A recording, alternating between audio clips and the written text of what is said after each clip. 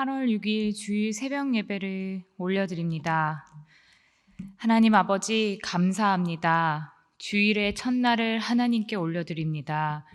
전해지는 말씀이 우리의 개인의 형편과 처지와 상황에 따라 말씀이 우리들에게 능력이 되어 우리가 하나님 앞에 확신하며 믿고 달려갈 동력이 되게 하여 주시옵소서.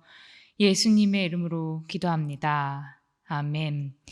오늘 우리에게 주시는 하나님의 말씀은 예레미야 15장 10절부터 21절까지의 말씀입니다. 예레미야 15장 10절부터 21절까지의 말씀입니다. 함께 봉독하겠습니다. 내게 재앙이로다 나의 어머니여, 어머니께서 나를 온 세계에 다투는 자와 싸우는 자를 만날 자로 낳으셨도다. 내가 꾸어주지도 아니하였고 사람이 내게 꾸이지도 아니하였건만은 다 나를 저주하는도다. 여호와께서 이르시되 내가 진실로 너를 강하게 할 것이요 너에게 복을 받게 할 것이며 내가 진실로 내 원수로 재앙과 환난의 때에 내게 간구하게 하리라. 누가 능히 철 곧 북방의 철과 놋을 꺾으리요. 그러나 내 모든 죄로 말미암아 내 국경 안의 모든 재산과 보물로 값없이 탈취를 당하게 할 것이며 내 원수와 함께 내가 알지 못하는 땅에 이르게 하리니 이는 나의 진노의 맹렬한 불이 너희를 사르려 함이라. 여호와여 주께서 아시오니 원하건대 주는 나를 기억하시며 돌보시사 나를 박해하는 자에게 보복하시고 주의 오래 참으심으로 말미암아 나로 멸망하지 아니하게 하옵시며 주를 위하여 내가 부끄러움 당하는 줄을 아시옵소서. 만군의 하나님 여호와시여 나는 주의 이름으로 일컬음을 받는 자라. 내가 주의 말씀을 얻어 먹었사오니 주의 말씀은 내게 기쁨과 내 마음의 즐거움이오나 내가 기뻐하는 자의 모임 가운데 앉지 아니하며 즐거워하지도 아니하고 주의 손에 붙들려 홀로 앉았사오니 이는 주께서 분노로 내게 채우셨음이니이다. 나의 고통이 계속하며 상처가 중하여 낫지 아니함은 어찌 됨이니이까. 주께서는 내게 대하여 물이 말라서 속이는 신에 같으시리이까. 여호와께서 이와 같이 말씀하시되 내가 만일 돌아오면 내가 너를 다시 이끌어 내 앞에 세울 것이며 내가 만일 헛된 것을 버리고 귀한 것을 말한다면 너는 나의 입이 될 것이라. 그들은 내게로 돌아오려니와 너는 그들에게 돌아가지 말지니라. 내가 너로 이 백성 앞에 견고한 놋선벽이 되게 하리니 그들이 너를 칠지라도 이기지 못할 것은 내가 너와 함께하여 너를 구하여 건짐이라. 여호와의 말씀이니라. 내가 너를 악한 자의 손에서 건지며 무서운 자의 손에서 구원하리라. 아멘. 지금으로부터 약 25년 전인 1997년에 사람들이 이를 바라보는 관점과 태도 및 행동의 차이에 대해서 주목해서 교수들과 이 몇몇 심리학자들이 다양한 직업을 가진 직장인들을 대상으로 연구를 진행했는데 흥미로운 결과가 나왔습니다. 이 결과는 세 부류로 나눌 수가 있는데 한 부류는 돈을 벌기 위한 수단인 직업, 그러니까 잡이라고 하는 한 부류로 되어 있고 또 한 부류는 전쟁에서 이기고 남보다 높은 것으로 올라가게 해주는 경력의 과정, 그러니까 커리어라고 부르는 사람들이 있는가 하면 또 한 부류는 소명으로 바라보는 사람들이 있다라고 하는 것이었습니다. 그리고 시간이 조금 더 지나서 2009년에 크리스토퍼 피터슨 교수, 심리학자들 이 교수들이 위 연구에서 더 확장해서 이 세 가지 관점에 따라 살은 사람들의 일과 삶에서 어떤 차이가 생겼는지 분석한 결과 어떻게 나왔을 것 같으십니까? 자신의 일을 소명으로 생각하며 일한 사람이 그렇지 못한 사람보다 수입과 조직 내 지위가 월등하게 앞섰다라고 하는 결과를 얻어냈습니다. 이 소명은 하나님으로부터 부르심을 받았다는 기독교 용어입니다. 그런데 이 전문 심리학자가 연구한 내용에서 이 소명이라고 하는 연구 결과를 들으니 참 흥미롭게 읽었던 책의 한 부분이었습니다. 교수직에 있는 삶 중에서도 의사 중에서도 소명의 의식 없는 사람도 있다라고 하는 것입니다. 목사인 저도 만약에 밥벌이로 생각한다면 그것은 성직이 아니고 천직이 되는 것입니다. 오늘 본문 15장은 예레미야의 고백으로 알려진 중요한 본문입니다. 예레미야가 누구입니까? 하나님이 주신 사명을 감당하면서 하나님과 동행하는 소명을 받은 자입니다. 이 사람은 정말 하나님께 소명을 받은 자로서의 일을 하고 있는 것일까요? 아니면 하나의 직업, 내게 생계를 이어주는 또 하나의 경력 과정으로 이해하고 있을까요? 오늘 15장을 통해서 어떠한 마음으로 이 하나님의 일을 하고 있는지 볼 수가 있습니다. 예레미야서를 계속적으로 읽어가시는 중에 보시면 예레미야의 이 상황은 늘 좌절이고 절망이었다는 것을 발견할 수 있습니다. 예레미야는 긴 세월에 걸쳐 사명을 감당했지만 하나님의 말씀을 전하는 그에게 돌아오는 것은 백성들의 비난과 모욕뿐이었습니다.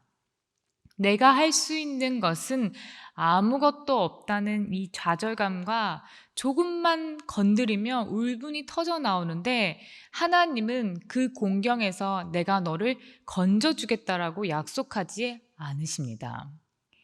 하나님께서 예레미야를 부르실 때 뭐라고 부르셨는지 혹시 기억하십니까? 견고한 성읍이다, 새 기둥이다, 놋 성벽이 되겠다라고 약속하십니다.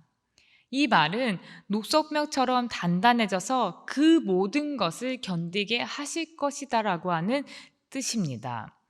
그러니까 하나님께서 보호하시고 함께 하시지만 끊임없는 공경과 고난 가운데 살아가야 하는 게 예레미야의 삶이고 사명자의 삶이라고 하는 그 이야기입니다. 오늘 그런 상황을 이해하시고 보시면 총 5군데에서 발견되는 예레미야의 심중에서 터져나오는 탄식의 기도, 두 번째 고백을 통해서 좌절한 예레미야가 다시 일어나 하나님의 일을 계속해 이어나가는 동력이 무엇인지 발견해낼 수가 있습니다. 그 첫 번째는 고난에 가득 찬 현실 속에서 탄식하며 기도하라입니다. 10절 말씀에 내 재앙이로다 나의 어머니여 어머니께서 나를 온 세계에 다투는 자와 싸우는 자를 만날 자로 낳으셨도다. 내가 꾸어주지도 아니하였고 사람이 내게 꾸이지도 아니할 것만은 다 나를 저주하는도다. 아멘. 이렇게 시작합니다. 내게 재앙이로다. 이 예레미야의 탄식과 절망이 자기가 태어나지 않았으면 좋았을 뻔하였다라고 말합니다. 하나님께서는 예레미야서 1장에서 예레미야를 어머니의 배에서부터 조성되기도 전에 부르셨다라고 선언하셨지만 예레미야의 선지자는 그것 자체가 슬픈 일이다라고 고백하고 있는 것입니다. 어쩌다가 이러한 고백을 하게 되었을까요? 예레미야는 하나님의 엄중한 심판의 말씀을 선포합니다. 반면에 사람들은 귀에 듣기 좋은 말만 하는 거짓 예언자가 이 예레미야를 배척합니다. 또 왕이나 백성들도 하나님의 엄중한 심판을 예언하는 예레미야를 경멸합니다. 모든 사람들이 예레미야를 배척하고 내가 꾸어주지도 내게 꾸이지도 아니하는데 모든 사람들이 나를 저주한다라고 하는 것입니다. 누구든 사람들에게 도움이 되고 싶고 평화를 가져다 주고 싶어하지 분란을 만들고 싶어하는 사람은 아무도 없을 것입니다. 특히 그리스도인이라고 한다면 아브라함을 따라서 축복의 사람, 축복의 통로가 되고 싶어하는 거지 모든 사람들이 분쟁과 다툼을 일으키는 그런 존재가 되고 싶어하지 않습니다. 다들 그러지 않으십니까? 살다 보면 우리의 의도와 다르게 누군가에게 오해를 사기도 하고 비난을 받기도 하고 그렇게 해서 교회의 신앙생활을 계속 이어가기도 하고 삶을 살아가기도 합니다. 그리고서는 이 교회 공동체 안에서의 상황은 마음이 상하는 일들이 잦고 서로에게 상처를 주고 받는 일들도 참 많이 있지만 그 자체로 고민하고 억울해봤자 해결되지는 못합니다. 그럴 때 오늘 예레미야처럼 하나님께 탄식하고 탄원하며 솔직하게 내 현재를 고백하고 간구해야 합니다. 그러나 우리가 그렇게 하지 못하는 이유는 11절에 여호와께서 이르시되 내가 진실로 너를 강하게 할 것이요 너에게 복을 받게 할 것이며 내가 진실로 내 원수로 재앙과 환난의 때에 내게 간구하게 하리라 라고 하는 이 하나님의 응답을 우리가 듣지 못하기에 하나님은 믿지만 우리는 마음속 깊은 곳에 담아둔 사연들을 하나님께 토설해내지 못합니다.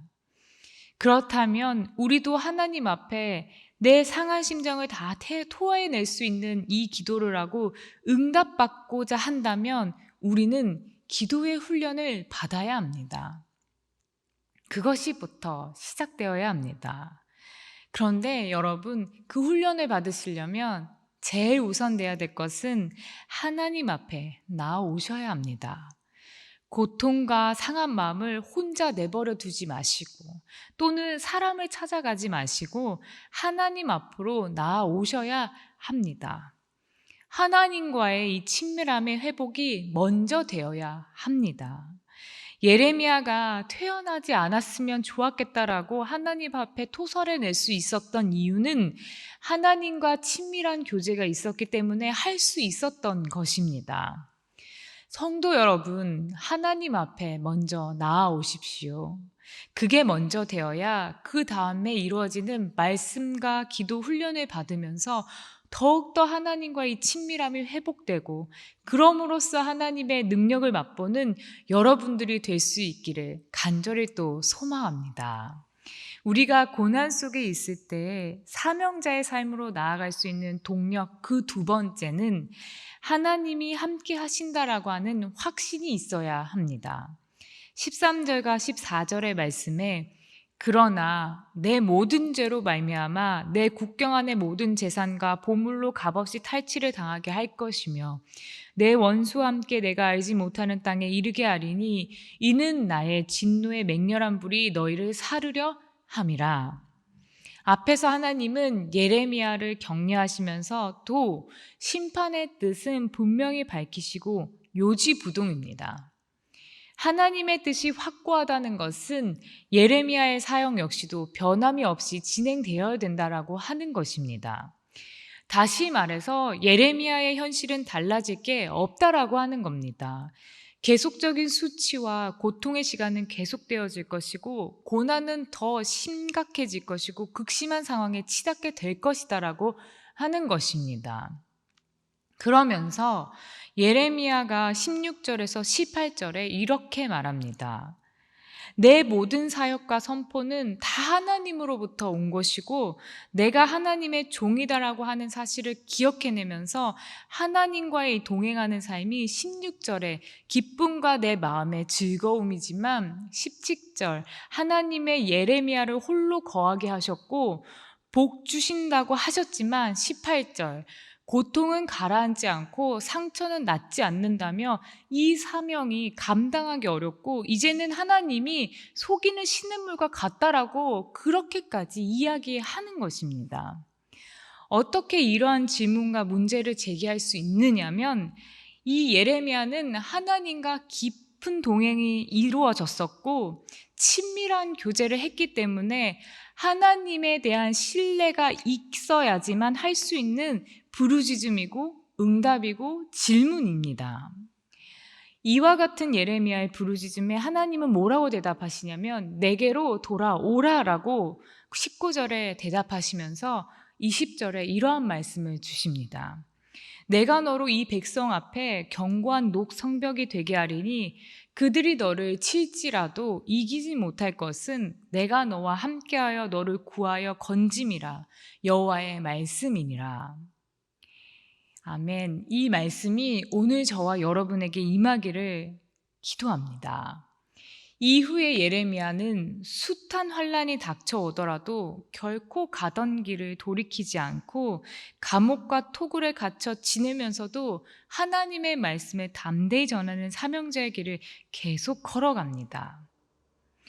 성도 여러분, 우리가 하나님 말씀대로 살아갈 때 겪는 시련들, 또 하나님의 뜻에 순종하여 선택했을 때, 말씀대로 살아가고자 결정했을 때 우리에게 오는 많은 손실들, 시련들, 풍랑들, 손가락질 당하는 일들, 그 속에서 우리가 두려워하지만 여러분은 안 죽습니다. 왜냐하면 하나님이 여러분과 동행하고 계신다는 이 사실을 기억해내시면 여러분 숱한 이 고난 속에서 여러분은 죽지 않을 것입니다. 그 하나님이 우리를 지켜주시고 우리를 보호해 주시고 성도 여러분 모두를 견고한 녹성벽이 되게 해주시겠다고 하신 이 약속 반드시 이루어질 것을 믿습니다. 오늘 이 말씀으로 인하여 다시 사명자의 삶을 살아내시는 귀한 우리 수동교회 온 성도들, 모든 우리의 교회와 모든 성도님들 되시기를 간절히 소망합니다. 기도하시겠습니다. 사랑의 하나님 아버지, 참 감사합니다. 우리가 많은 시련 가운데 있을 때, 고난 가운데 있을 때, 신음에 통곡하는 소리로 하나님께 기도할 때 그 응답하시는 하나님을 우리도 만날 수 있게 하여 주시옵소서. 우리를 노성벽같이 만들어주시고 우리를 보호해 주시고 함께하여 주시사 건져주시겠다라고 하는 이 말씀 하나를 부여잡고 오늘 하루도 온전히 살아낼 수 있는 주님의 자녀들, 그리스도인 될 수 있도록 하여 주시옵소서. 이 새벽에 들은 말씀으로 인하여 우리 성도님들의 이 가정과 사업과 일터 가운데 놀라운 하나님의 능력이 또한 이 은혜를 우리에게 허락하여 줄 줄 믿습니다. 주님께서 오늘도 하루를 온전하게 지켜내 줄 줄 믿으며 예수님의 이름으로 기도합니다. 아멘.